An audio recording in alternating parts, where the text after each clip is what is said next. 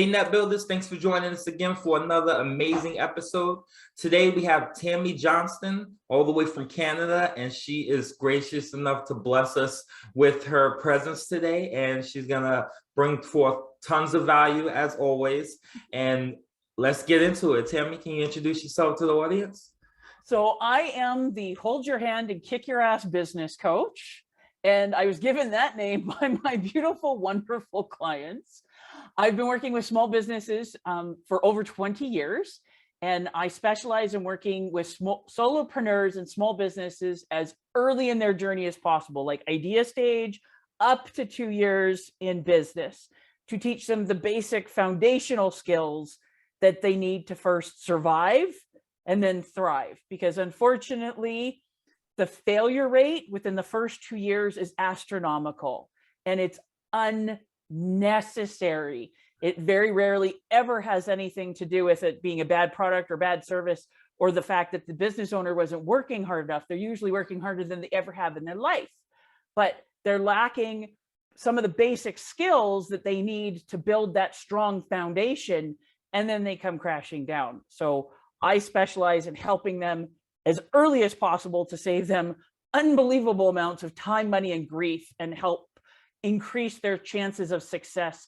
exponentially. Because when a small business fails, everyone loses, not just the business owner, not just their few customers that love them, but everybody loses. Small business is what provides our jobs. Small business is what looks after our communities. And small business is what's going to change the world for the better. It's not the multinational corporations that are screwing us all. It's the little guys. They need to survive. I completely 100% agree. I 100% agree. It's great talking to you. I'm a business coach as well. So it's beautiful and amazing to hear these words come out of your mouth, because I feel like I've been screaming at a wall for years. Yep. And it's like, oh man, like, thank you for saying it.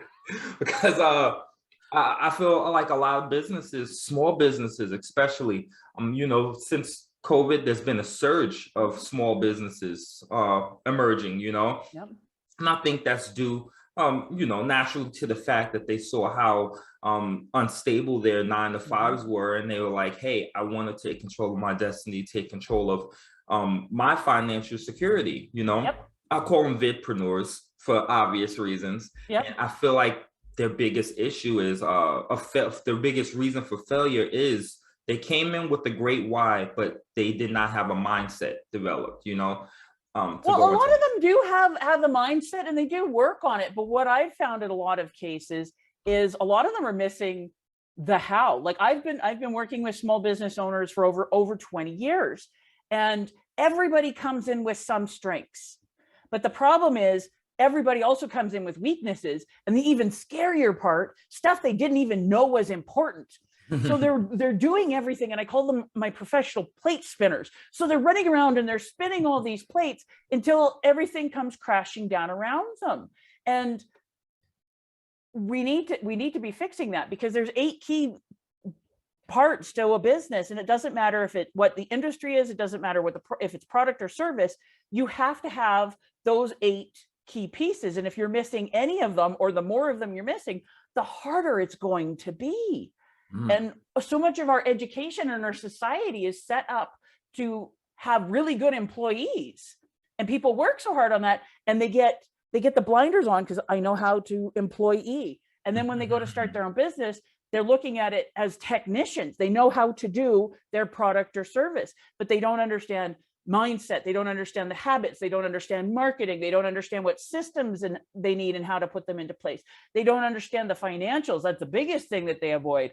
They don't understand that you need to have an advisory team. Most of them are getting advice, whether requested or not, from their broke ass friends and family who've never accomplished squat in their lives. They don't understand the difference between cash flow and profit. And when you have all of the pieces, you can really start to build something. But if you're missing any of them, or like I said, the more of them that you're missing, just the faster and the harder you are going to crash and burn. Yes, very well said. Very well said. Hey, Very well said. Sorry, I'm a little passionate about this. No, I love it. That's why I will not interrupt it. Go for it. Like, I love it. But yes, that's in a nutshell. That's those spinning plates. Yeah. You know, I'm a big fan of, I always say it, Michael E. Gerber's The E-Myth. Oh, that's the business Bible. If you're not reading it, I tell people all the time, if they're not reading it and you're a business owner, you are setting yourself up for failure. Right. Yeah, because it gives you the idea and to start thinking about it as the framework. No, I have a couple of copies, and when I'm sitting down with clients, I will open to certain pages going, okay, let me explain to you. It has everything, and I think that's I think you described it perfectly. It's the business owner's Bible. Yep. Like, it's from the foundational piece. And from the first chapter, when yes. When you were talking, I started thinking about the entrepreneur, the technician, and the manager. Yep.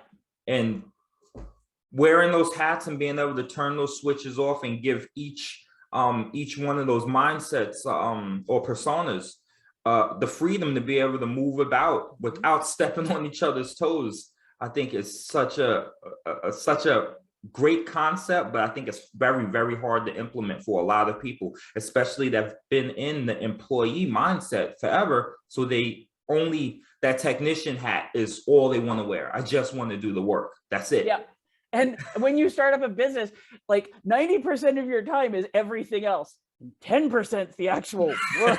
Exactly. And they get frustrated. So I've been teaching a small business class for, oh my God, 17 years now.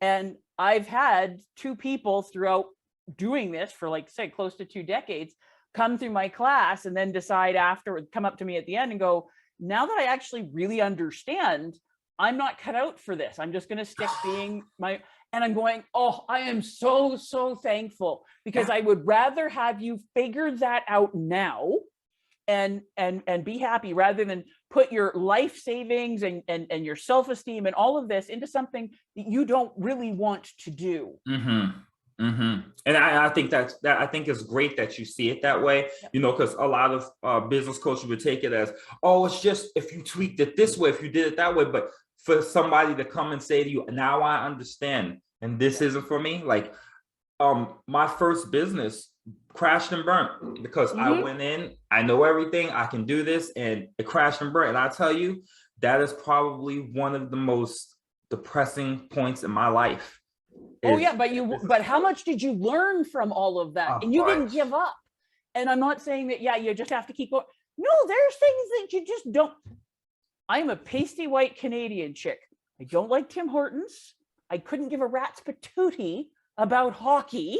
And it's like, people look at me and going, are they going to take away your citizenship? Well, it depends on where I say that. But I'm going, it's not for me. All the power to you. You want to play hockey, you want to watch hockey, you want to do all of this stuff. Great, that's for you. I'm not interested.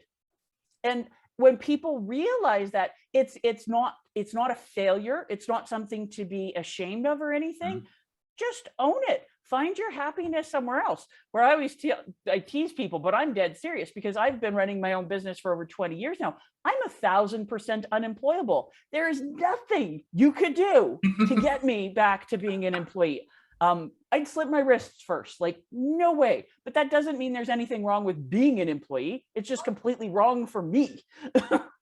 Yes, different strokes for different folks, and that's very well said. Very well said, because that's a conversation that I have with a lot of people too. They feel like when an entrepreneur, solopreneur, business owner speaks to an employee, they feel like, hey, you're looking down at me or turning your nose up at me because I am employed. And then it's vice versa. An employee will talk to a startup or a solopreneur in their beginning stages, like, why don't you just go get a job, you know? And it's like, no, I'm not looking down at you. You shouldn't look down at me. It's just, this is right for you. And that's right for me, you know? And there are businesses that absolutely cannot run without not just employees, but some absolutely amazing employees. That's why it's like, know who you are and what makes you happy, and go and where you can be putting your strength and your skills. When you're getting into like very, very specialized skills, you can't do that as a business owner because you have to be so much more of a generalist. You have to find a big organization to fit into. Like, I am definitely not a fan of Walmart. They have a huge pile of issues as far as I'm concerned. But one of my favorite books, and it's one I always recommend in my business class, is Made in America. And it's basically Sam Walton's autobiography that he wrote shortly before he died. And there's a few reasons why I really like it, because he wrote it in he wrote it. So it's very plain, it's very plain English. It's not a business book. He's telling his life story. And he starts off being very honest about the mistakes that he made and the things that he had to learn and the risks that he took. And some of them worked out very well, and some of them he crashed and burned on. But one of the things that really stuck out with me, because he was an old white man from the South. And he said, when I started out, we basically had two very strong prejudices. Women, didn't like hiring them. And we thought college educated people were spoiled, rotten mamby-pambies that didn't know how to work. And he said, oh my God, did we have to get over that? Because what made Walmart the powerhouse that it is was setting up their own distribution centers. And he said, when we set up those distribution centers, not only did I have to get over hiring college educated people, I had to hire PhDs to make this work. And like I said, and I absolutely love that. And I'm going, those PhDs need to be there because they could not be their own business because they're very specialized. There's nothing wrong with anything. Find where you fit. I love that. I love that. And I love how you talked about Sam's ability to pivot. And I think that's where a lot of entrepreneurs, especially, and I won't even say starting entrepreneurs, I will honestly say that it's more of our seasoned and veteran entrepreneurs who have the issue with pivoting. And they get stuck. Well, this has always worked for me. Why should I have to do something different? But the world is changing. We get stuck in our ways of doing things. The world is changing. I tell you, when I found out that I had to, it was optional before to have a social media presence. It was optional. And I was like, I really don't have to do it. And then when I realized how I was losing so much business and that I had to be present on this new platform, oh my gosh, it irked me a little bit, but it's for the better. You're preaching to the choir, dear. I'm a pasty white woman who has been successful in business for 2 decades, and I started my business doing speaking and meeting people face to face at networking and things like this. And I've done classes for 20 years face to face, and it was always my goal to be putting everything online because I know I could reach a lot more people. But when COVID hit, I had to. It wasn't that I wasn't going to, but it's like, okay, now it has to be done now. And I always love it. But my challenge is, because like I said, I'm an old white woman, is learning all the technical stuff that goes along with it. So I'm going, it's actually been pretty good because things have been going like good for many years. And now I'm going, I actually have to start learning again. And I'm going, oh man, do I feel stupid some days? I'm talking to some 19-year-old that's helping me, and I'm going, oh dear, yep, I now understand what feeling ancient is like.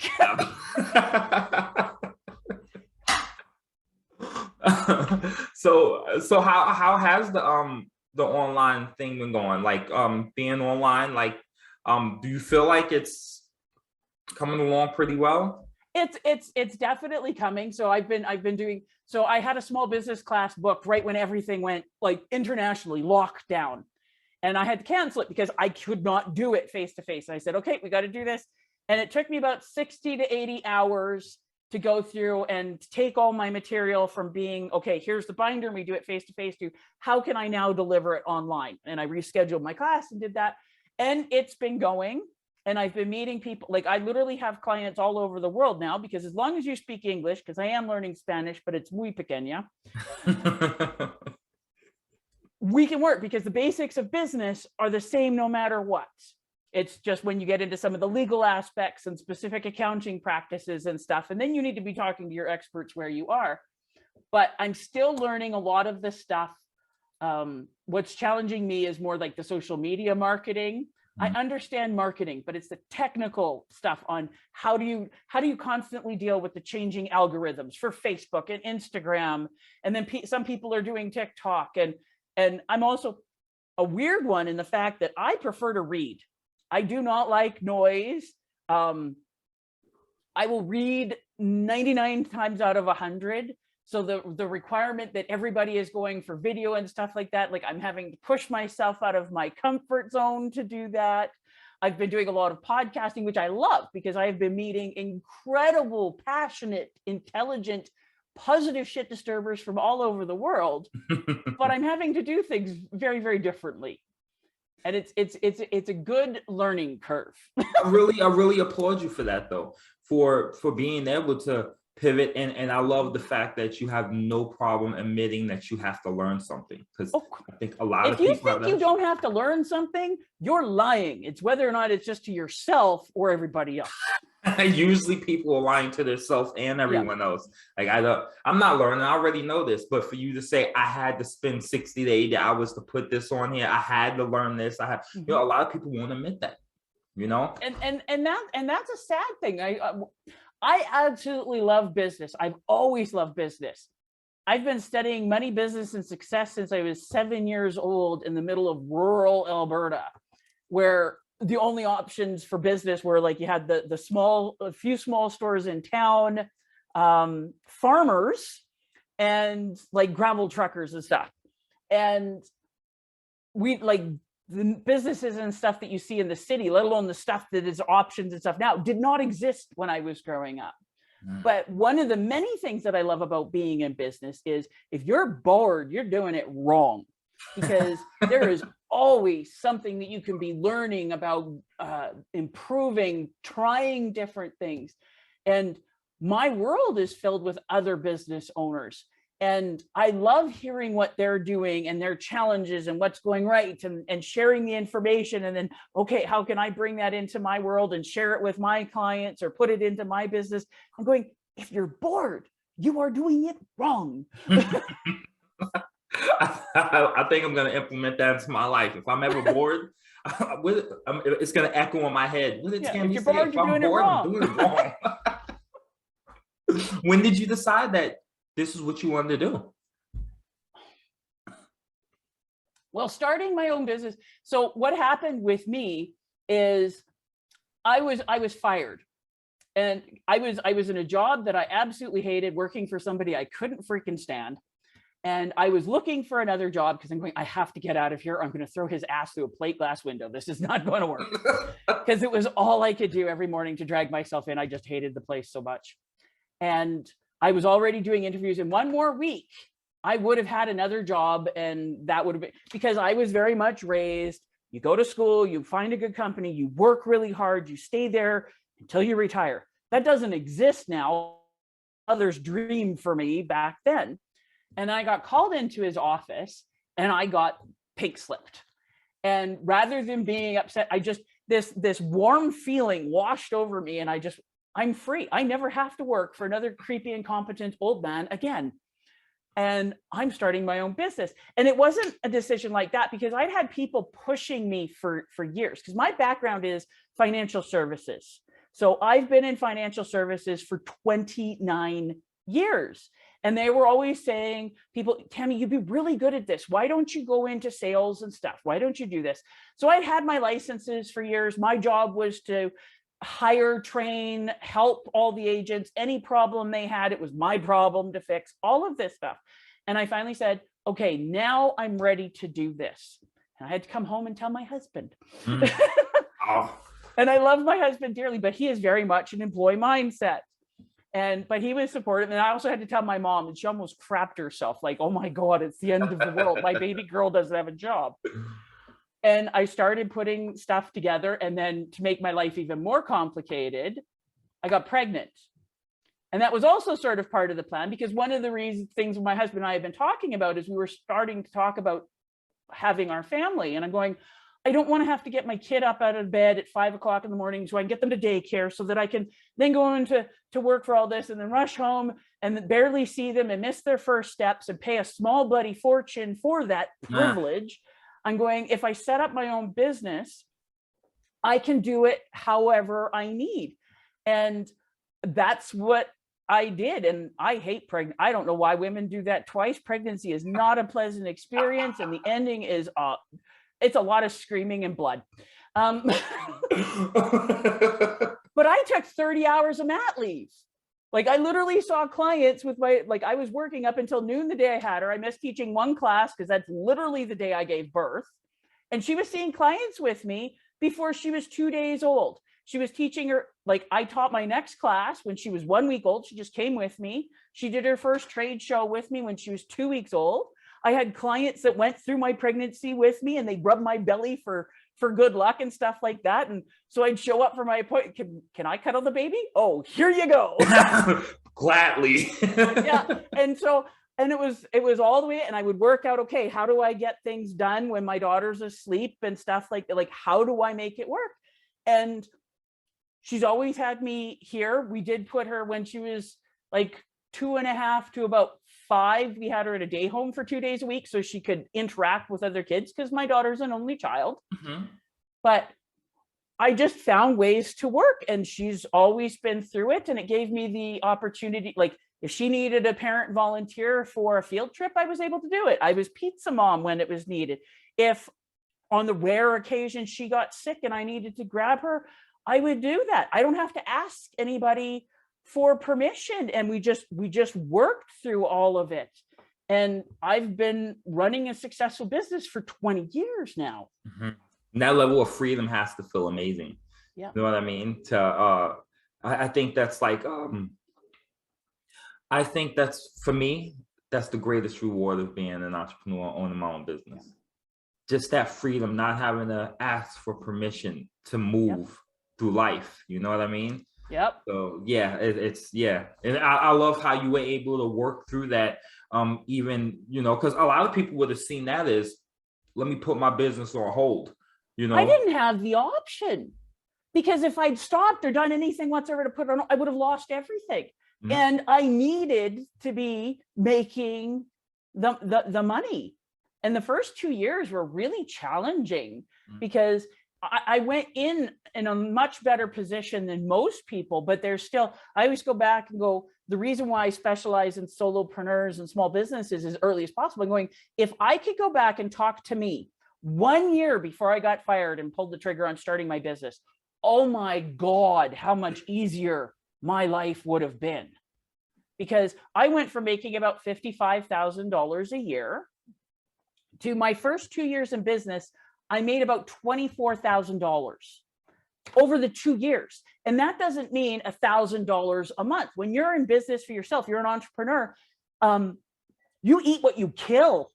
Very sporadic. Yeah. And if you want to eat well, you better learn how to go out and go hunting. And for me, all the systems back end, all this stuff, but the idea of going out and having to market and do sales. And like I said, my background is financial services. I have to get people to buy life insurance. Nobody wants life insurance. It's the last thing they want to talk to you about. So I had to get over myself and out to do that. And I did not want to go and do what normal brand new financial services people do, which is hit up all their friends and family. Mm-hmm. So I had to find different ways to market, and I had to go through and do all of this. And I had to learn, I don't want to say deal with objections because I just sound salesy and nobody likes salesy, but I had to learn how to deal with all that and how to ask the questions and do all of that. And then after the 2 years, I haven't made under $100,000 since that 2 year mark. And it seemed like a magic switch, but you have to be able to survive that. And I'm going, there's, like I said, if I could go back and talk to me 1 year while I still had that job and at least that steady paycheck, even though I hated where I was, what could I have put in place so that when the trigger was pulled, it was an awful lot better. Gotcha. What's one thing that you would have said to yourself? Well, for me personally, because like you said, what I have found through many, many years of experience is there's two basic types of people that start businesses. And I found 60 to 70% are what we refer to as the bunny rabbits. They're they're very extroverted. They're very good at doing the sales. They love the marketing. Going out and networking and talking to people is their jam. They're usually really good at coming up with the ideas. They're high energy and stuff like that. Their problem isn't going out and making the sales. Their problem is actually delivering on the sale. And it's not because they're not good, but it's so much fun to go do all this stuff. I don't want to do systems. I don't want to look after my financials. Can I just go make more sales? So they need help with that stuff. And then the other side, which is where I definitely start out, 30 to 40% or more, the owls. We have amazing systems. We know our financials. You give us a job to do, like we make a sale. Oh my God, we will knock your socks off. It will be amazing. But you ask us to go out and talk to a real live human being about what our business could do for them. Most people, you better have the freaking paddles ready because they're going into cardiac arrest. So for me, it would have been, okay, getting a bit more of the sales training, a bit more of the, not so much the sales training, because I had a lot of that and I was doing a lot of that, but mindset. One of the things that I did that was very, very different for my industry and still is after 20 years is I created my personal financial course. Everything you need to know about money, think you do, and I guarantee you don't. And that's what I would do for my marketing. So I get people to come into my one-day intensive class, and then my closing ratio out of the starting gate, 90%. Over time, I'm close to 100%. If you've been in my class, the chances that you're going to be my client are almost a given. And that's where I make the money. So I would have started designing my course before I started rather than after, and figuring out, okay, what are the ways that I can market the course? Because I still talk about the same things face-to-face with my clients, but if I'm doing it face-to-face, I'm attacking. Where if I'm doing it in a classroom situation and I've got 10 different couples, it's just information. So they're opening up and they're seeing how other people are reacting to it. And they're going, I had no idea about this stuff. Now that I understand what's important and the opportunities and how this can make my life so much better, now I want to actually sit down. And then it's like, business is done. Where if I do the exact same thing one-on-one with clients, like I said, I'm attacking and people put their defenses up and all of the different things. But that's what I would have done, because for me, the getting over myself and my introversion and fear and stuff, that's where I needed the help. But it very much depends on who you are, because everybody comes in with strengths and areas that they know that they're weak on. And the more important stuff, areas that they hadn't even had a clue on. And that's usually the stuff that takes great big huge chunks out of your ass. Yeah. Yeah. So what's the typical weakness that you see people walk in with? That and also, do you get a lot of pushback, a lot of resistance when trying to help them with that weakness? I don't typically get a lot of resistance. No. Because as you might have picked up, I'm a pretty strong personality. Yeah. Yeah. And the people that come to me, they are wanting to get the serious help. They're willing to put in the work, and they know that they're dealing with me. Like I said, I am called the hold your hand and kick your ass business coach for a reason. So like I said, depending on who it is, sometimes they need a lot more help with the sales and the market, the mindset that goes along with it. Other people, it's more back end. But the one thing that's pretty common across the board that they all avoid, anything to do with the financials. Unless the creditors are calling or there's lots of money coming into the bank account, so they want to look at it, they avoid that like the plague. And that's usually the first thing that they want to, I don't even want to say delegate, because delegate means that you understand what's going on and you're still involved and you understand that it's important. They want to abdicate. It's the financial stuff. And I'm going, you need to be friendly with your financials. Your financials can tell you these beautiful stories that help you build your business faster and easier on so many different levels. And one of the big things when businesses are in trouble and I get called in to help, because my background is financials, is, okay, payday's on Friday, it's Tuesday, and there's no money in my account. What do I do, Tammy? What do I do? How can I fix this?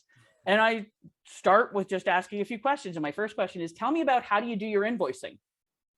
And usually what happens is they turn as pink as my shirt, their head goes down, and they're going, well, we've been so busy doing all the work that we haven't sent out an invoice in 3 months. And I'm going, and that's why you have no freaking money in your account. Do you pay a bill you have not received? No, neither does anybody else. Oh my because God. They were so busy being the technician and they're busy working on all the stuff. And then they have no money in the account because they haven't sent out an invoice. And I wish that was a rare thing because it's funny and it's sad. Another common one, because people do not understand their financials. They've got lots of money going through the account, but they're not making any profit. They've got the cash flow, but because they don't understand the true costs of running their business, they've got more of expenses going out than what they have staying in. And it's because they've never looked and they don't want to look. They think the bookkeeping and accounting is so complicated and it's boring and I don't want to go there. And a lot of your bookkeepers, as much as we love them, and your accountants are glorified bean counters. Yes, they will do the math and put all the stuff up, but they either don't care or they don't know how to communicate what those numbers mean and how the stories can help you, or they'll give you a lovely profit and loss, which tells you one little bit of information, but not all the other things that you can use to help you grow, help you make more money, and better serve your ideal clients. And I'm going, how could you not want to be excited about your numbers? Let me show you how this works. Yes, I am a dork. No, it makes sense though. I mean, it really makes sense. I mean, it's not something that they're taught as to use as a resource. I think information altogether, like whenever I sit down with a client and I try to show them a graph or I try to show anything like that I don't know what it means. Just show me what you can do with it. No, you need to understand this. You need to understand what this can do, because I don't know everything, but if you see something here, then let's sit down and talk about it. Well, I don't really want to know. All right, well, listen, here's what we're going to do. We're going to take a break from this. Tomorrow, I'm going to come back. And you're more gentle than I am. I am seriously thinking about getting like a physical Nerf bat and go, whack, come on, let's talk. I'm way more, I probably need to adopt your approach a little bit. Well, it may or may not work for your, like I said, people know what they're dealing with when they come to me. But part of the thing is when people are looking at graphs or they're looking at the reports and stuff, it's too abstract for them. So one of the things, like I said, I'm always reading and listening to podcasts and audiobooks and things like this. And a book that I absolutely love is Smarter, Faster, Better by Charles Duhigg. It's the follow-up to The Power of Habit. And one of the stories that he talks about in there is there was a school in a very poor, underperforming neighborhood. Might have been Chicago or something like that. The details do not matter on that part. But they really wanted to be bringing up like the reading levels and the graduation level, like all of this important stuff. And they had like computer programs and stuff for tracking information. And all this information would be great if the teachers actually paid any attention to it whatsoever. But because it was all computerized and separated, they didn't have the time. They didn't understand all of the stuff. So what the principal did in this one school is every 2 weeks on a Wednesday afternoon, I think it was, all of the teachers had to get together in one classroom and they had to bring in all of their stuff and they had to fill out on individual sheets the marks for every student in their class and for different tests and assignments and stuff like this.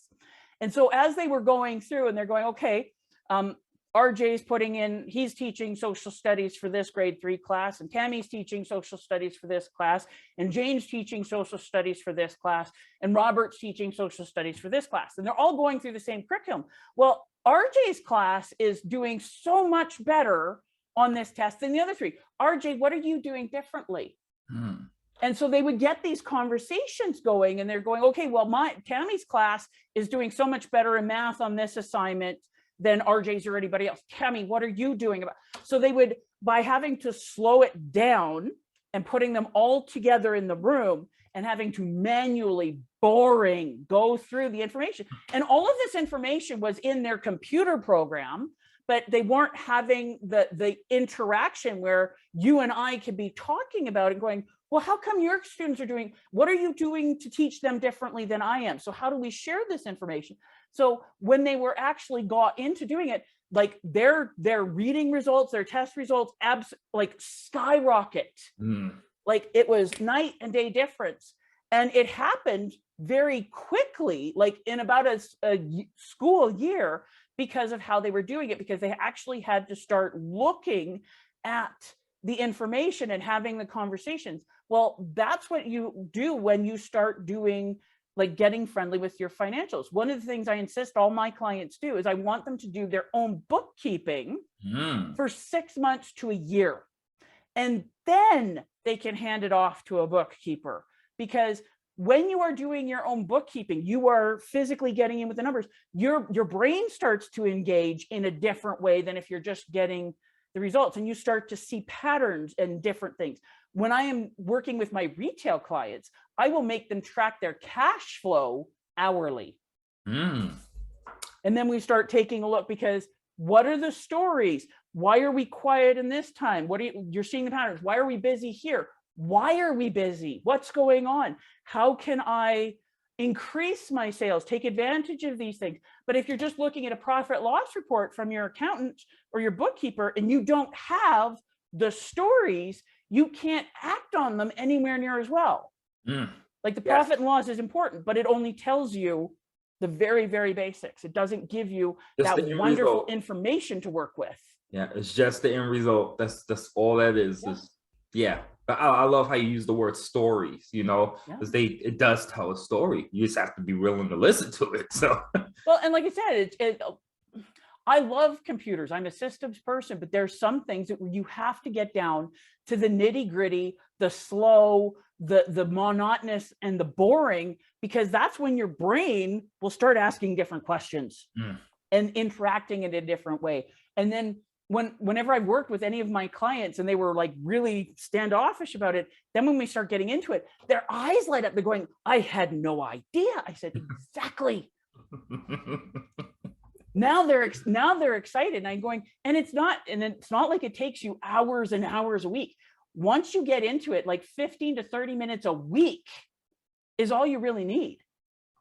And then when you see the results you get from that regular 15 to 30 minutes, oh my God, they're going, why didn't I start doing this sooner? Because nobody talks about financials in a way that isn't like, how much do I owe in taxes? Yeah, that's usually when you hear the word financial, it's usually debt or how much I owe, and nobody likes those. Nobody. But if you're looking at it like, how can I attract like my clients that I love, the ones that when I see their number on the phone or their email pop, I'm like, yes. How can I find more of those and attract more of those? That's what your numbers can tell you if you get friendly with them and start looking, like you said, what are the stories? Yes. And seeing those numbers can, like you just said, it can help you duplicate success. You know what I mean? And I think that's a lot of problems. And I love that you talk about systems too. Yeah. Well, systems are everything. No system, no business. That's just a job that owns your ass. And people I think that's something I talk about a lot. And I'm glad that you mention it, because people, it's like, yeah, this month I got 3 clients, and I'm like, great. What did you do? Yeah. What did you do? I don't know. Well, if you don't know, and if you're not tracking what you did to get those results, how can you duplicate it for next month? Yeah, duplicate it, triplicate it. How can you expand?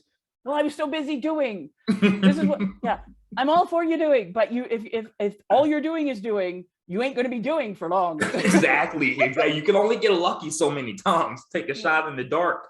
That's. Or a lot of people, they're good at it, and they bring in the business and all of this stuff because everything starts and stops with them. They crash and burn because they physically burn out. Yes. Because no systems, they can't hire anybody, or they hire somebody and they have no idea what they're supposed to be doing. They usually hire another them, and then they wonder why they're hitting the wall faster. Oh, I love it. Like I said, I love talking to you. I'm enjoying this too. I'm really enjoying this. It's very refreshing conversation. I'm really enjoying it. But but I'm about out of time for the day. So what I would like to do is ask you if you could tell our audience how they can get in touch with you. Well, you can always go to my website, which is ksabusiness.ca. If you don't know what KSA stands for, it's kick some ass. I love it. You can check out my website. You can find me on Instagram at ksa.business. And one of the things I offer to everybody in my world is I put together a solopreneur self-assessment, which is a quick questionnaire that you can do to figure out where you're strong, where you're weak, and more importantly, where you don't even have a clue, so that you can, where do I need to be building? And you can find that at ksabusiness.ca/gift. And if you'd like to book a free 15-minute chat with the crazy blonde Canadian lady, we would love that. I love it. I will have all of that information in the description for you guys to be able to check out. I really suggest you do so, especially if you're in the beginning stages of your business. Like she said, she helps you to not make those mistakes, you know, build a foundation strong right from the beginning. You'd be crazy not to take her up on that. All right. So I thank you guys all for being here today. Tammy, thank you so much. Thank you so much for this conversation. This is by far my favorite conversation on the show so far. And just thank you for being here today. And thank you for having me. Net builders, until next time, keep building your business, continue to network, and I'll see you next time.